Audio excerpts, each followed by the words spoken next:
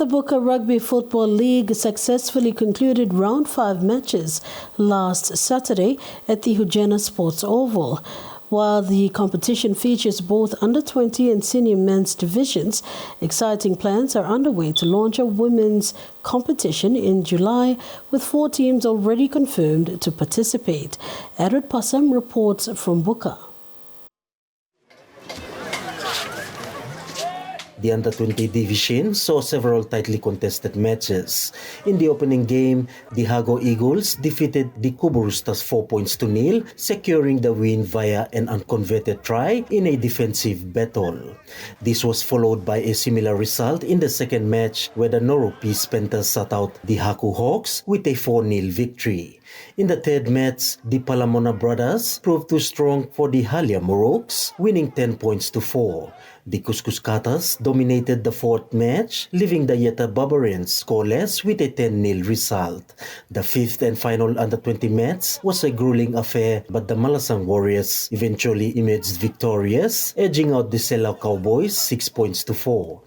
In the senior men's division, the Hago Eagles mirrored their junior squad's success, overpowering the Kubo Roosters with a 16-4 win. The Noro Peace Panthers also continued their winning streak, defeating the Haku Hawks with a 10-4 in a physical encounter. The third game of the day saw the Palamona brothers run riot over the Halia Moroks, securing a dominant 30-6 victory. In the fourth match, the Kuskus Katas remained clinical, defeating the Yeta Barbarians with 16-2. Finally, the competition leaders, the Malasang Warriors, solidified their top spot by comfortably defeating the Selao Cowboys with 22-6.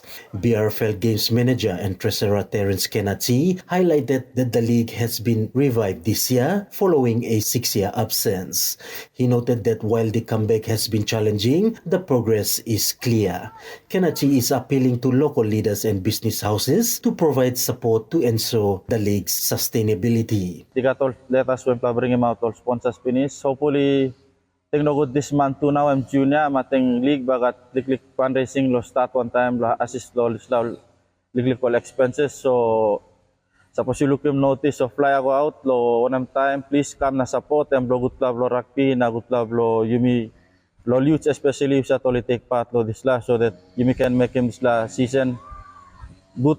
Na ako kamaplo finish blong I'm good so that next year you can run him good back again too.